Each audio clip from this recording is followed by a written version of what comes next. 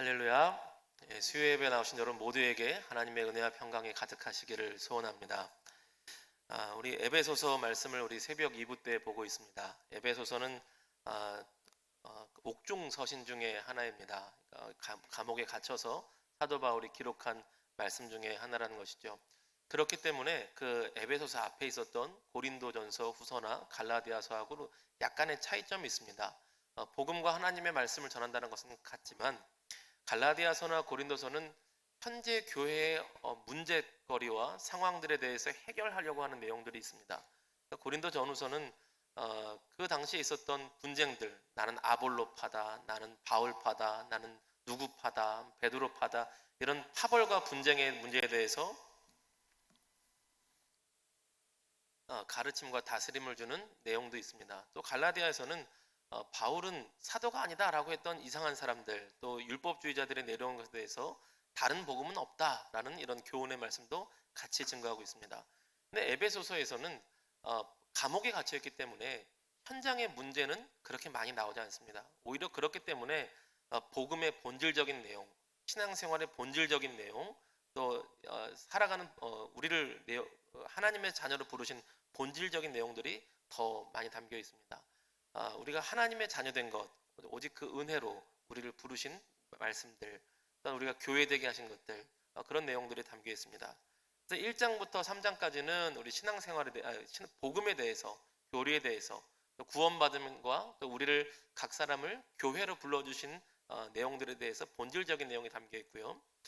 그 절반인 또 4장부터 6장까지는 우리를 하나님의 은혜로 주님의 백성 되게 하시고 주님의 자녀 되게 하시고 주의 몸된 교회로 불러주셨는데 우리는 어떻게 살아가야 되는가라는 내용들이 담겨 있습니다. 사람과 사람들도 잘 살아야 되고 우리가 그 유명한 전신갑주를 취하라 이런 말씀들도 뒤에 나옵니다. 그 중에 가장 귀한 내용 중에 하나가 오늘 5장의 내용입니다. 그것은 하나님을 본받는 자가 되어야 한다는 것입니다. 우리 5장 1절 말씀 다시 한번 같이 보시겠습니다. 5장 1절 같이 읽습니다. 그러므로 사랑을 받는 자녀같이 너희는 하나님을 본받는 자가 되고, 아멘. 하나님을 본받는 자가 되라 라고 말씀하십니다. 본받다, 본뜨다 라는 같은 내용인데요. 예전에 제 이빨이 신경치료할 때 제 이빨을 부서뜨리고 금이빨을 이거 하나 씌우는데 이빨 모양을 찰흙 같은 걸로 이렇게 딱 찍어내더라고요. 그러니까 제 이빨 모양이 본 떠져 나왔어요. 제 똑같은 이빨 모양이 나온 거죠. 제 이빨 모양하고 똑같은 것은 놔두고 이빨 모양하고 불필요한 곳은 이제 잘라내더라고요. 본 뜬 겁니다. 본 받는 거는요, 이렇게 주님의 모양대로 본 떠서 닮아가는 겁니다. 옷을 만들 때도 그렇습니다. 여러분 옷을 만들 때도 지금은 이제 전문 공장에서 대용량으로 바바바바박 찍어내지만 소규모 가게에서는요 이렇게 옷이 앞판, 뒷판, 소매 막 이런 데가 이렇게 조각조각 이렇게 사이즈가 있어요. 그러면 그걸 재단사가 딱 사이즈를 재서 딱 만들어 놓으면 그 다음은 넓은 천에다가 앞판, 뒷판 모양대로 초크로 이렇게 똑같이 그려냅니다. 본 뜨는 거죠. 어떻게 하냐면 제 어릴 때 제 부모님이 그 옷 공장 하셨어요. 그래서 가면 이제 저도 옷 이렇게 천 갖고 찢어 놀고 그랬었는데 이 똑같이 본을 떠서 똑같은 모양으로 찍어내서 만들어내는 겁니다. 똑같이 자르면 똑같은 옷 사이즈가 나오는 거죠. 본 뜨는 겁니다. 본 받는 것은요 하나님의 모양대로 나를 닮아가는 것, 흉내내는 것, 본 뜨는 겁니다. 하나님의 사람들은 하나님을 본받아야 된다고 말씀하십니다. 그럼 그 모창 가수들 있잖아요.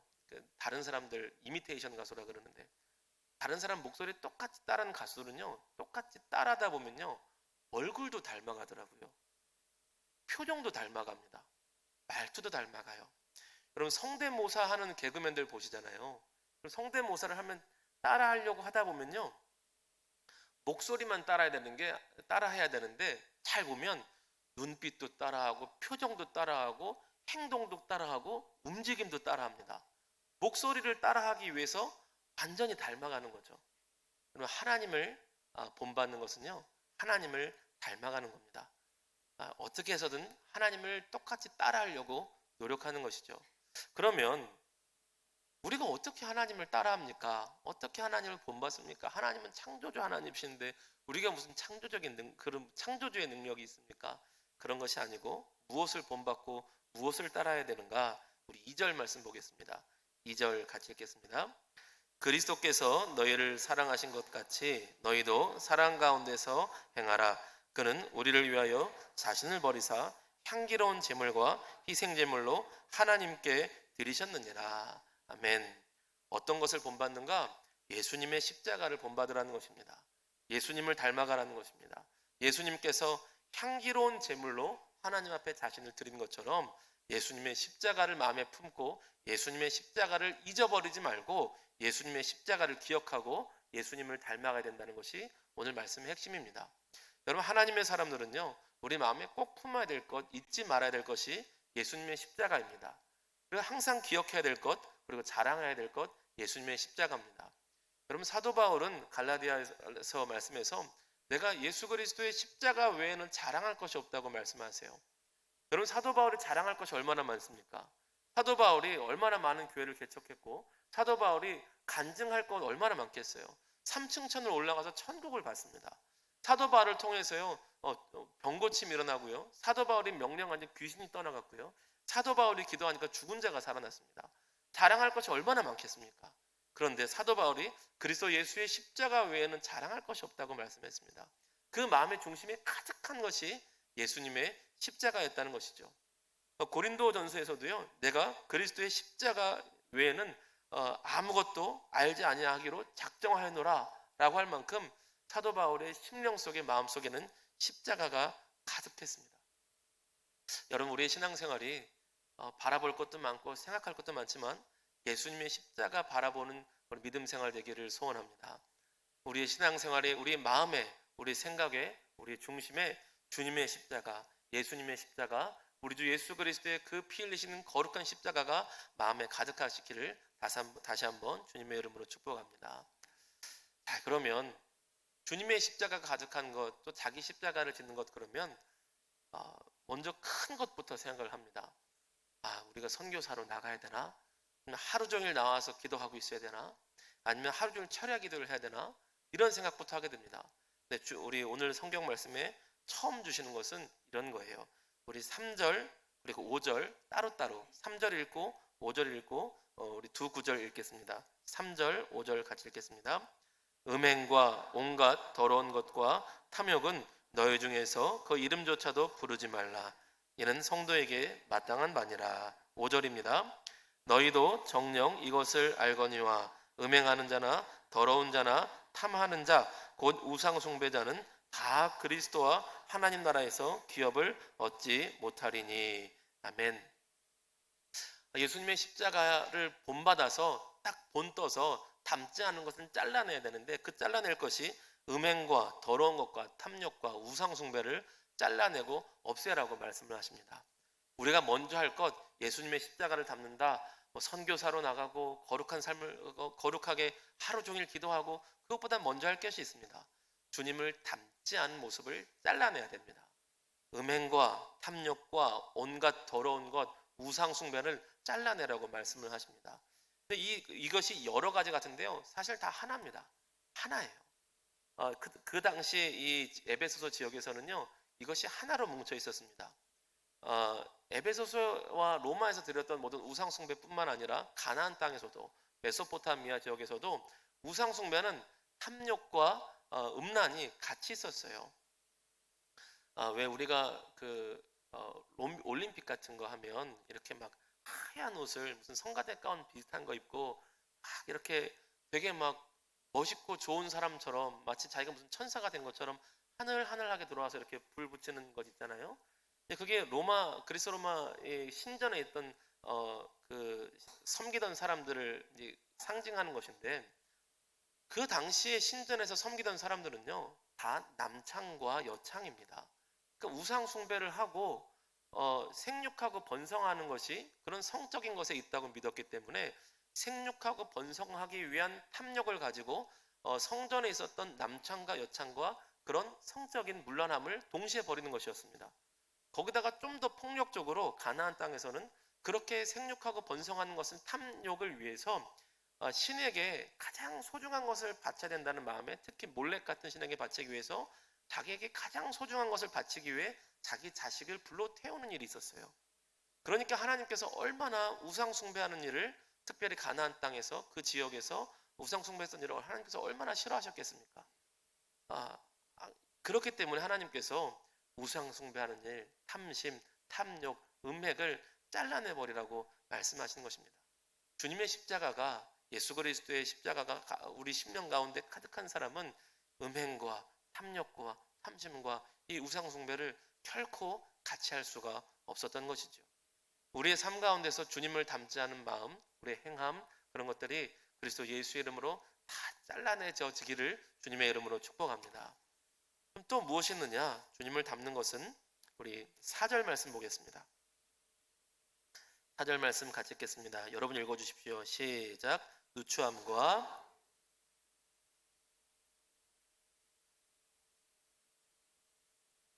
맨.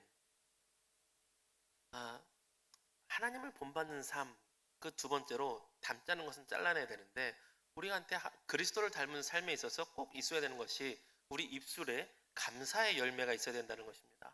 우리의 말에 누추함과 어리석은 말이나 희롱하는 말이 마땅치 아니하니 어떤 말을 해야 되는가? 감사하는 말을 해야 되는 거예요. 우리 이제 11월 달인데요. 이제 9주 있으면 11월 셋째 주가 추수감사 주일입니다. 찬양 감사제도 있는데, 감사 찬양, 우리 속회 찬양 축제도 있는데요. 우리 신앙생활에서 꼭 훈련해야 되는 것이 감사 훈련입니다. 예배가 훈련이 돼야 되고, 기도가 훈련이 돼야 되고, 말씀 훈련도 돼야 되고, 전도도 훈련이 돼야 되는데요. 우리 입술에 꼭 빠지지 않아야 되는 훈련이요, 감사 훈련이에요. 죄송하지만 어떤 분들은요, 마음을 다하고 힘을 다하고 뜻을 다해서 불평거리를 찾으시더라고요. 모든 상황 속에서 작은 것 하나라도 불평할 것이 없는지, 원망할 것이 없는지 이렇게 찾으시는 것 같아요. 그래서 감사할 것이 있으시면 뭐 그럴 수 있지, 뭐 당연하지 넘기다가 작은 것 하나만 발견되면 그냥 어떻게 그럴 수 있냐고 막 부들부들 하시는 분이 계시는 것 같아요. 감사할 것이 막 100개가 넘치는데 막 원망할 거 하나 나오면 막 이거에 집중해가지고 막. 여러분, 우리가 마음을 다하고 뜻을 다하고 힘을 다해서 하나님을 찬양하고 경배하며 감사할 것을 찾는 저와 여러분 되시기를 주님의 이름으로 축복합니다. 우리 에베소서 5장 말씀 보고 있는데요. 그래 5장 18절에서 21절까지 말씀 한번 보실까요? 화면에는 안 나올 겁니다. 화면을 열심히 보고 계시는데요. 안 찾았어요. 우리 오늘 본문 말씀이니까요. 어차피 본문 말씀이니까 5장 18절에서 21절 우리 한 목소리로 같이 읽겠습니다. 술 취하지 말라. 얘는 방탕한 것이니 오직 성령으로 충만함을 받으라.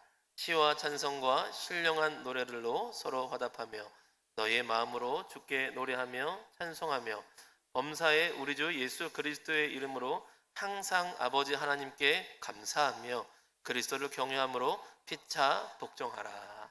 아멘. 여러분, 성령에 충만하라 라는 말씀이 있는데요.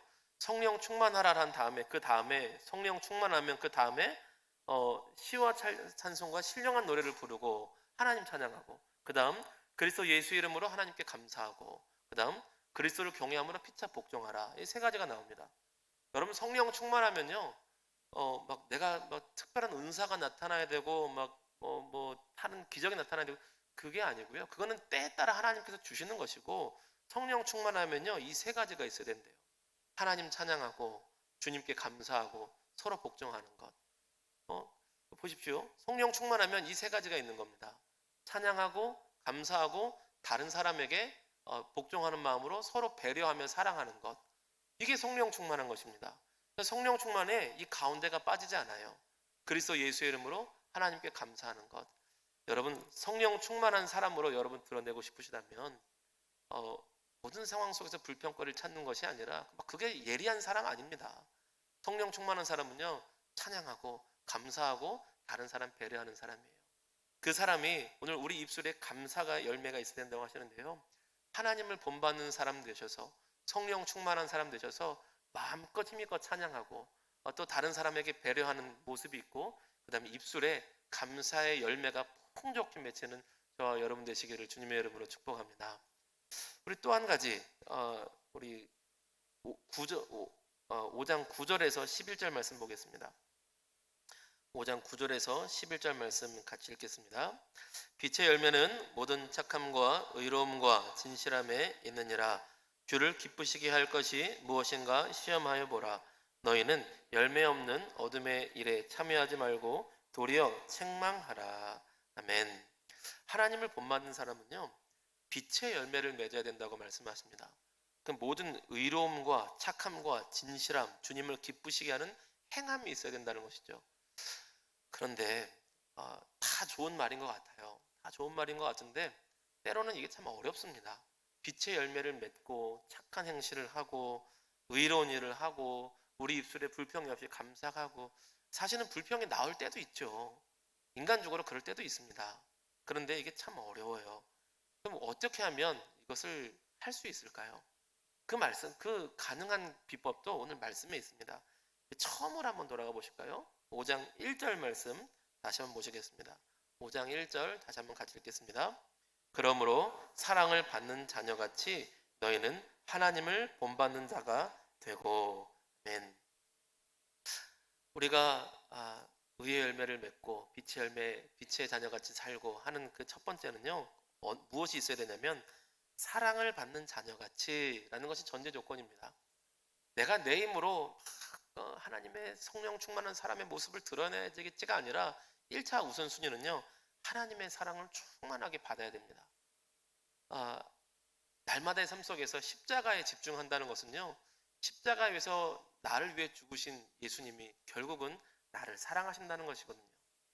그래서 우리는요, 날마다 십자가를 묵상하면서 나를 이만큼 사랑하시는 하나님, 오늘도 나랑 함께 하셔서 나를 너무나 사랑하시는 하나님, 십자가를 통해서 나를 사랑하신다는 것은요, 내가 죄가 있음에도 사랑하시고 내가 실수가 있어도 사랑하시고 때로는 내가 마음을 다하고 뜻을 다해서 불평했지만 그럼에도 불구하고 나를 사랑하시고 나를 품으시고 나를 너무나 귀히 여기시는 그 하나님의 사랑을 내가 믿는 것입니다. 여러분, 믿음으로 이 진리의 말씀을 받아들이시기를 바랍니다. 하나님께서 저와 여러분을 너무나 사랑하세요. 우리가 때론 실수가 있어도 때론 넘어져도 주님은 우리를 너무나 사랑하십니다. 저희 집사람한테 들은 얘기인데요, 어떤 학생이 그 학생한테는 너무 슬픈 얘기인데, 여학생이 중학생인데 여중생이 학교에서 방구를 꼈대요. 그럴 수도 있지 않습니까? 방구를 낄 수 있죠. 모든 사람은 다 방구를 낍니다. 여러분 끼시잖아요. 네, 근데 남학생들이 놀렸나 봐요. 또 그럴 수도 있어요. 남학생들은 원래 놀립니다.